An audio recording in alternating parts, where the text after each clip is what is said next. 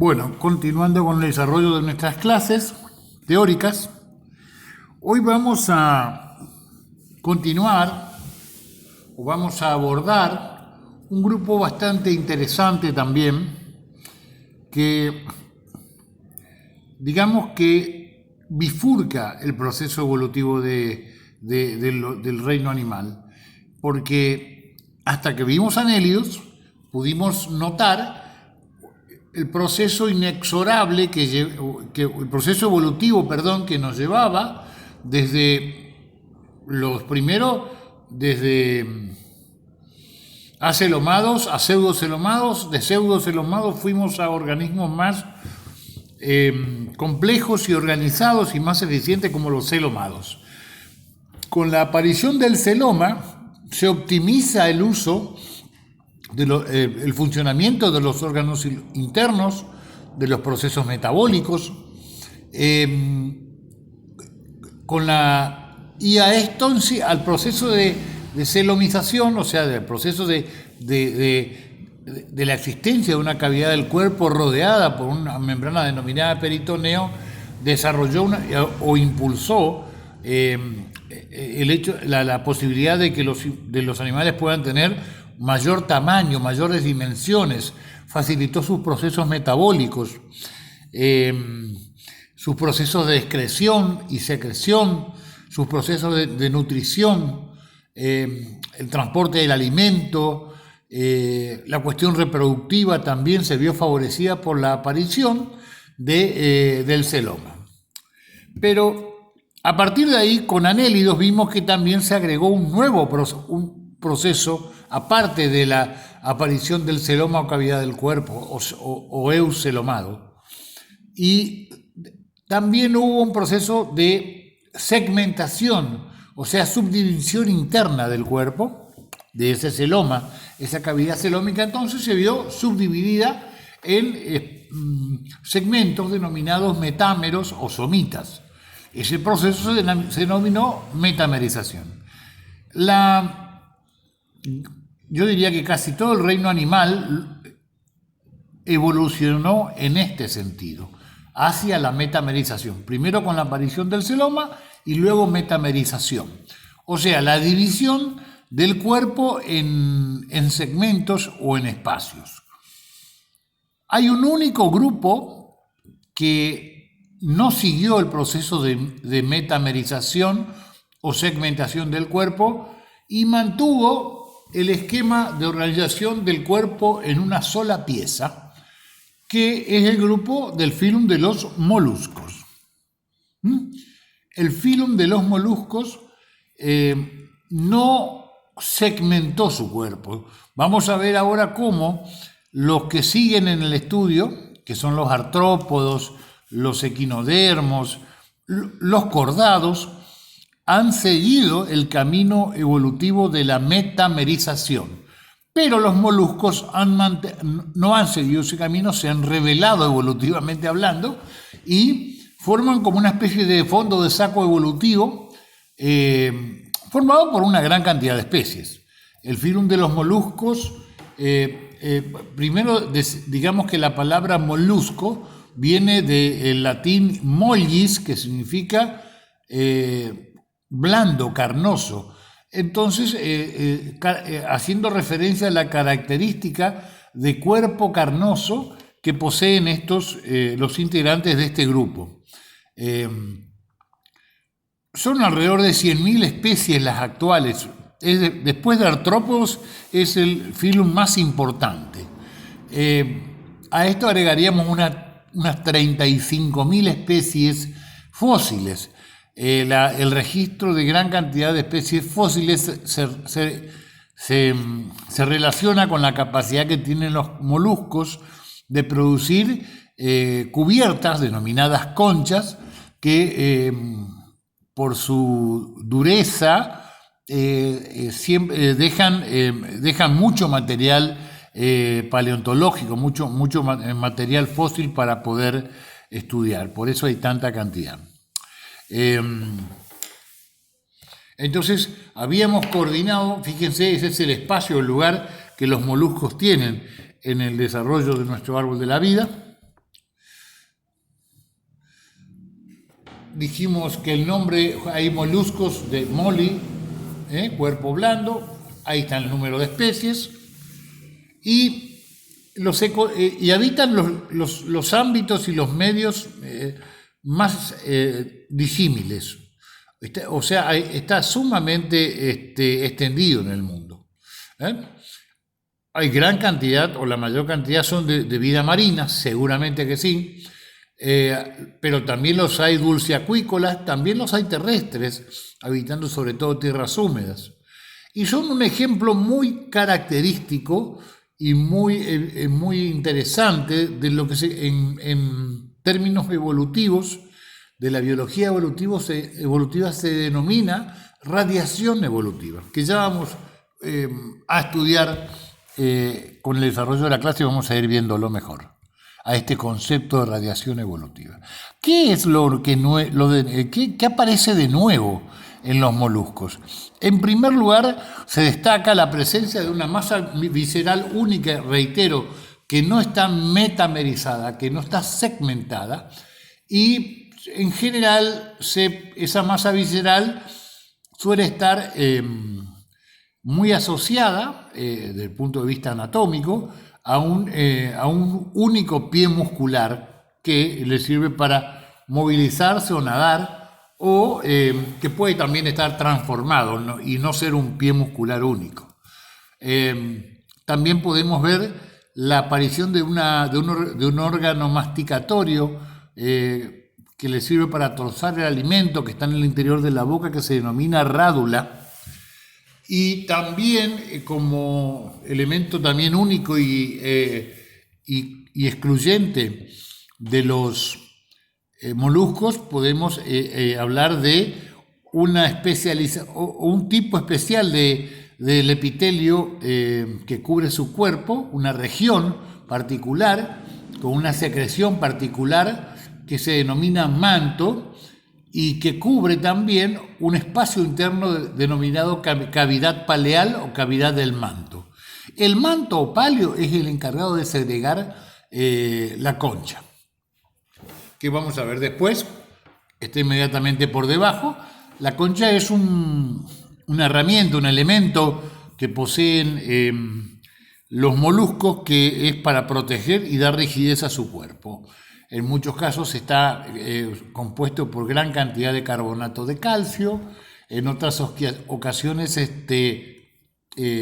hay una proteína que la conforma, que se denomina conquiolina, ¿no es cierto?, que es que ayuda a darle rigidez y a darle sostén a su cuerpo, ¿no? Y protección, obviamente.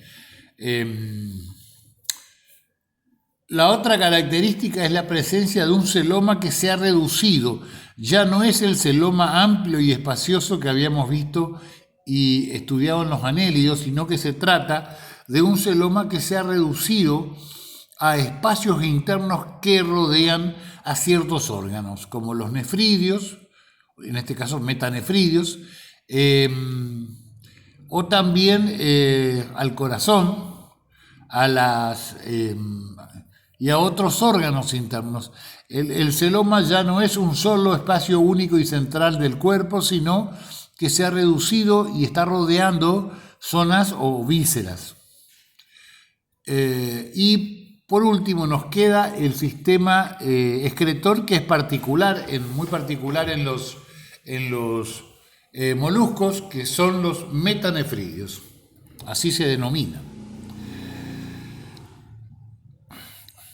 La estructura básica del cuerpo de un molusco está constituida, en primer lugar, lo que de afuera hacia adentro, por una concha formada por una proteína denominada conquiolina, con el agregado de sales de carbonato de calcio y de otro tipo de minerales, ¿no es cierto? Pero básicamente es carbonato de calcio la mayoría, en su enorme mayoría, que está rodeando el cuerpo, que está protegiendo al cuerpo, que le da rigidez y sostén al cuerpo. Y en el interior hay una masa corporal más bien blanda, diría yo, que, reitero, no está metamerizada, no está segmentada, que está básicamente constituida por dos sectores. que es la masa visceral, que está rodeada por el manto y donde se ubica básicamente la mayoría de los órganos internos están en ese lugar, la mayoría de las vísceras, de ahí viene el nombre de masa visceral, y la otra se denomina masa pedial o pie. Masa visceral y masa pedial o pie, que es el órgano encargado de la locomoción. Que reitero, según vamos a ver los rasgos de radiación evolutiva del que hablamos, y vamos a ver que el pie puede transformarse en puede sufrir distintos tipos de transformaciones. Y otra característica interesante de los moluscos es su origen aparentemente monofilético. En realidad, la mayoría de los... si bien no existen registros paleontológicos o fósiles de un molusco ancestral único, la mayoría de los biólogos evolucionistas coinciden en reconocer que hubo un antecesor único, el gran molusco ancestral, que fue el antecesor de todos los moluscos que existen en la actualidad y que se han transformado y que han evolucionado hacia diferentes direcciones y hacia diferentes formas, estructuras y hábitos, que es lo que se conoce y lo que ya hemos citado como el concepto de radiación evolutiva. Cómo a partir de un solo animal original se han producido o se han generado muchas especies, que son muy diferentes entre sí.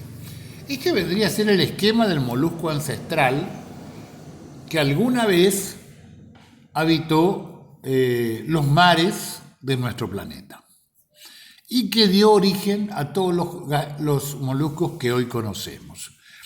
Así tenemos, por ejemplo, fíjense, el gran molusco ancestral estaba protegido también por una concha que cubría o que tenía un manto que segregaba la concha, una epidermis, que es lo que ven en negro, que segregaba esta concha, un epitelio. Había un espacio o cámara interna, que era la cavidad paleal o cavidad del manto, ¿no es cierto? Había una gran masa visceral, fíjense, en esta gran masa visceral estaban todos los órganos, corazón, metanefridio, branquias.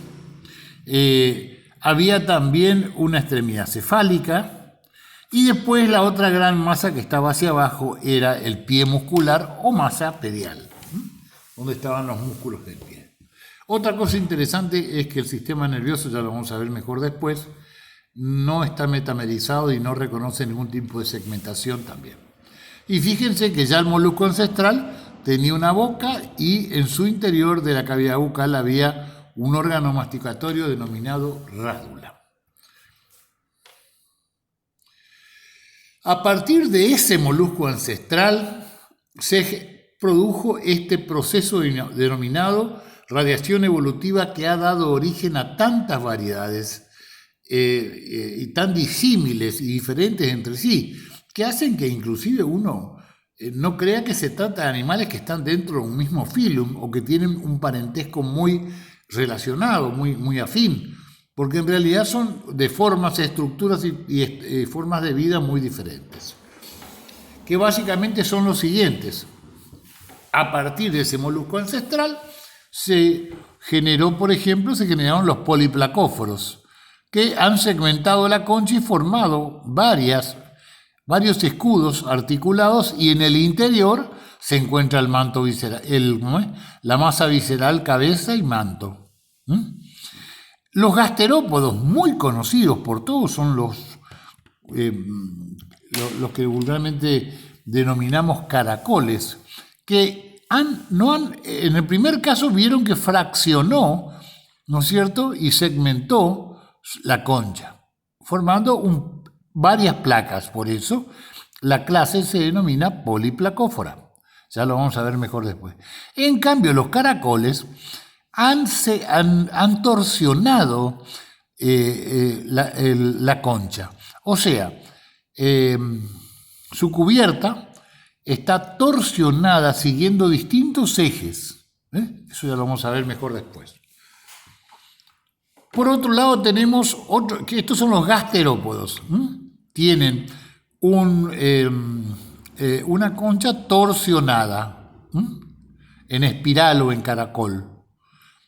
Otro grupo interesante que siguió otro camino evolutivo a partir de aquel molusco ancestral es el que dividió su concha en dos fracciones, y que son los denominados bivalvos o antes llamados también pelecípodos, que tienen una concha dividida en dos valvas que están articuladas entre sí, y en el medio de estas dos valvas se encuentra la masa visceral y pedial, o sea, el cuerpo del molusco. Y por último, los famosos y conocidos por nosotros, a ver si lo pueden ver acá, que son la clase cefalópoda. ¿Qué significa cefalópoda? Los cefalópodos han perdido su concha calcárea. Esta se encuentra reducida a algunos resabios cartilaginosos, estructuras cartilaginosas que están en el interior de su cuerpo. Son de cuerpos blandos. Pero fíjense que en este caso se perdió la concha externa, que quedó reducida a cartílago, y por otro lado su transformación es extraordinaria porque el nombre lo dice todo, cefalópodos. Céfalo viene de kefale, que significa cabeza o cráneo, cabeza, y podos, pie. O sea, son animales que tienen los pies los pies en la cabeza. Por esta razón son tan particulares, ¿no? Y fíjense cómo la disposición es diferente. Los pies están en la masa visceral y su sistema digestivo, todo está arriba de su cabeza. Ya lo vamos a ver con más profundidad cuando lleguemos a ese punto. Bueno, acá tenemos el primer caso de radiación evolutiva que hablamos, son los poliplacóforos. Fíjense que los poliplacóforos, a partir de aquel ancestro o molusco ancestral, evolucionaron y segmentaron la concha, no el cuerpo. El cuerpo no está segmentado. El cuerpo, que es la masa visceral que está debajo,